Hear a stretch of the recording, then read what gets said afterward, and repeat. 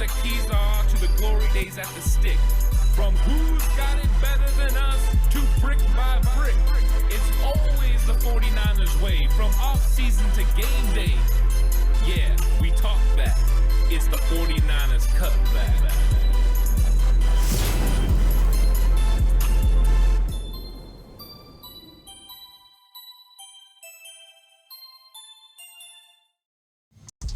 It's 49ers Cutback Podcast time. Welcome to the show. I want to talk about another position battle that's probably going to fly under the radar a little bit, but it's definitely going to be something talked about at training camp because these two guys are going to go at it in a big way. And I'm talking about a battle at the cornerback position between Darrell Luter Jr., the new rookie.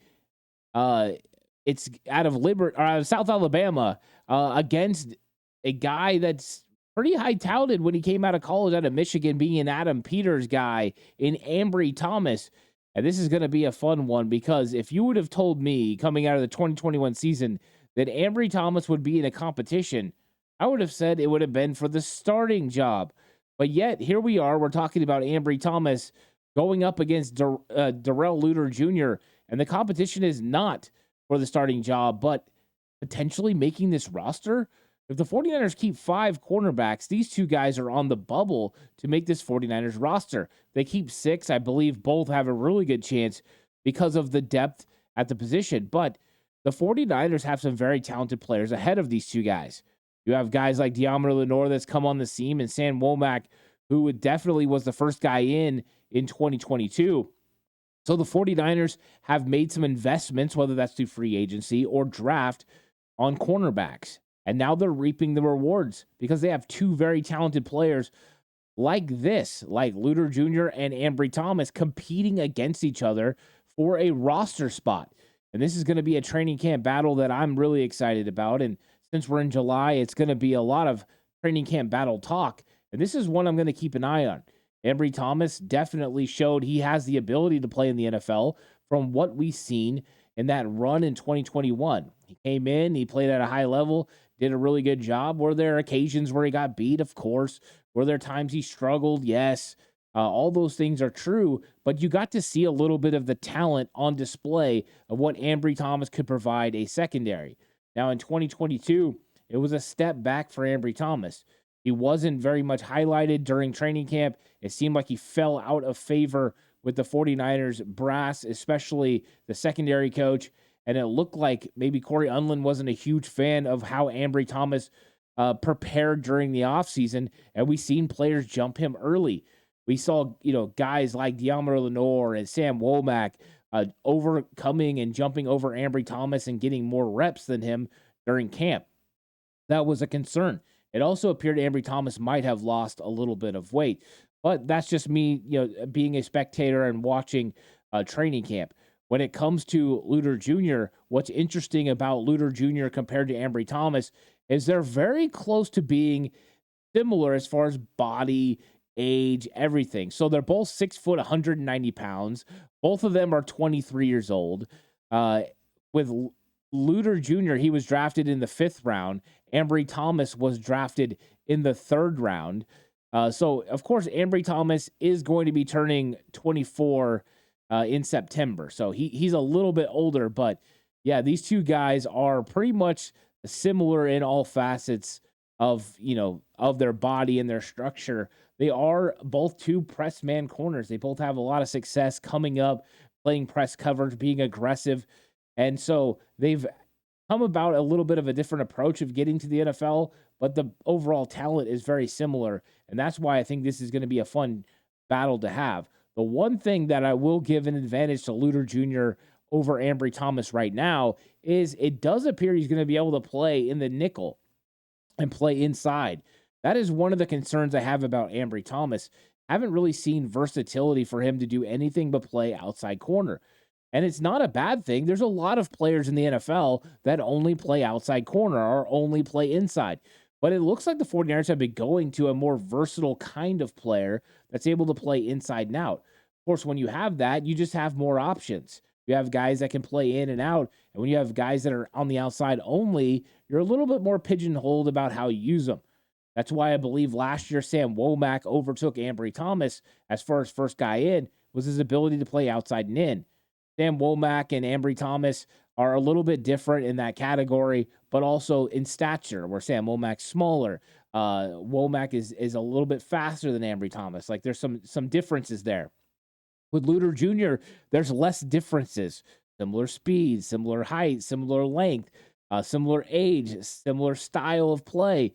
It's very interesting. I think if you saw these two around each other, it's closer reflection than you might think. So what does Luter Jr. have to do to overtake Ambry Thomas? Well, I think first off, he has to be consistent in reps.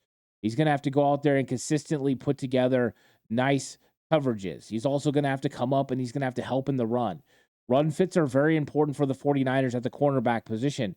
We've seen Sam Womack lose his nickel corner job last year because of run fits. And we know Steve Wilks is very inclined to bring his nickel corners and blitzes and those sort of things. So Luter Jr. proving that he can play against the run is going to be important. And I think it's also going to be important, like I mentioned a little bit, him playing nickel corner. That versatility could be what separates him and Ambry Thomas. Now, of course, he would have to play outside corner close to the level or as good as Ambry Thomas to be able to overtake him. Because when you're battling at that position, you've got to be close. And then you throw in, well, you know what? He's close to Ambry Thomas at this position, and he plays nickel. That gives us more versatility. He's a player we'd rather go with than Ambry. So I think that's how Luter Jr. has to make this roster be very consistent and very close to Ambry Thomas while playing on the outside, all the while making sure he proves he's a viable nickel corner for the San Francisco 49ers. That versatility will help him overtake Ambry Thomas. If Ambry Thomas comes in and plays up to the level of potential he has, he could easily jump up after Deommodore Lendore's spot. That's how good he is. He's got that ability. He just hasn't put it on film in the NFL, and that's a problem. You have to make sure you consistently are putting out good film. What you saw from Ambry was huge steps forward in 2021, and then everything about 2022 was a huge step back. We could say Lindor took steps forward, and they drafted Womack, and those were things that hurt Ambry Thomas, but the truth is, Ambry didn't look good in reps in training camp. He struggled. Every time he was out there, he was competing, he was battling, but it wasn't always working out for him. And I think that helped Deommodore Lenoir and Womack overtake him on the roster. There was space, for Ambry Thomas to consistently get reps. Of course, the 49ers were working Emmanuel Mosley back in. Tarvarius Ward suffered a little bit of injury during training camp last year. So there was reps available for Ambry Thomas. He just didn't overall win in all those reps. The consistency wasn't there in his skill set. Now, with him being an Adam Peters guy, they definitely like the makeup of the kid, and they like the makeup of his abilities. I think he is going to have a little bit of an advantage, him and Luter Jr., fitting into Steve Wilks' defense compared to DeMeco Ryans, where Steve Wilks will play some press man and get guys up and aggressive on wide receivers. That may pay off for Ambry Thomas and Darrell Luter Jr., but also why I think the 49ers might have to pick between the two. I think in a perfect situation, the 49ers keep both of them. They're both promising young corners with the right height and length, ability to go on there and compete at a high level, be able to tip passes away. Both have instincts and coverage. Both play zone decently. I think that these guys are kind of mirrored images of each other. I think the 49ers would benefit from having both of them on the roster. But when push comes to shove, you might not have that roster spot available. You have a lot of really good linebackers you want to keep. You have defensive ends and defensive tackles that you want to keep. Shoot, you might want to keep an extra wide receiver or a tight end on offense, and that could affect the cornerback room.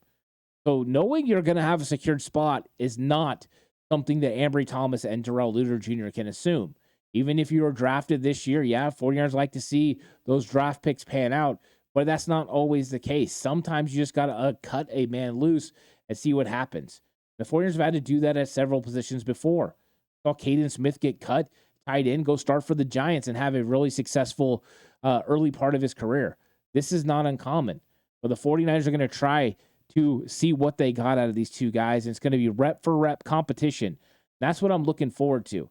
Looking forward to seeing how they compete. What I'm actually hoping is that this isn't an actual battle between the two and that Ambry Thomas has come in and he's looking for De'Amari Lenoir's spot. If that's the case, the 49ers are going to feel even better about the cornerback room. I want Darrell Luter Jr. to be able to compete and not just make this roster, but be a guy the 49ers can count on. But it's just going to have to be a competition. He's going to have to prove it, and he's got all those guys in front of him with more knowledge and understanding of this 49ers defense.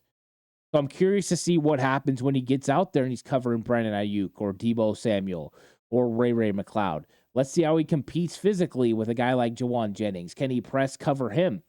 All those things are going to be very interesting. I think when I'm looking at it, it all depends on which Ambry Thomas we get. If we get the 2021 Ambry Thomas, the one that was learning, the one that was growing, the one that had the potential to be a starter in the NFL, he's got a really good chance of winning this competition. If we get the Ambry Thomas we got in 2022 that didn't look good on his reps, couldn't consistently play at the level he did in 2021, didn't take the offseason seriously. I'm talking from 2022 to 2023. I think he did. I think he will. There's some nice things Steve Wilkes has said. Then those could be troubling. For Darrell Luter Jr., your way of making this team is proving that you can live up to expectations on the outside, competing with Ambry Thomas while showing that versatility to play inside. As long as you can also stop the run and run fits, you're going to have an opportunity to win this battle. This is going to be a fun battle to watch between these two guys who are pretty close to mirror images of each other physically. I'm very much excited to watch this play out in training camp. I'm going to be out there. I'm going to be watching these guys compete. And I'm curious who's going to get the nod when it comes down to it. Not just on the depth chart, but if they 49ers do decide to go 5, do they waive one of these football players? I think there would be interest for both around the league, especially Ambry Thomas, who has already proven he could win. And I'm sure the Texans wouldn't mind getting some depth like that. But it's a fun conversation. Let me know who you think it would win this battle between Darrell Luter Jr. and Ambry Thomas. And do you believe there's anyone else on the roster that could compete with either one of them for that last final roster spot? Like the video, subscribe to the channel if you haven't already. On the push for 4K, about 50 away. Really excited about all the battles that are going to go on in training camp. More training camp battles will be coming your way soon. Thanks so much for watching. I'll catch you guys on the next one. Until then, stay safe and remember the right way is always the 49ers way.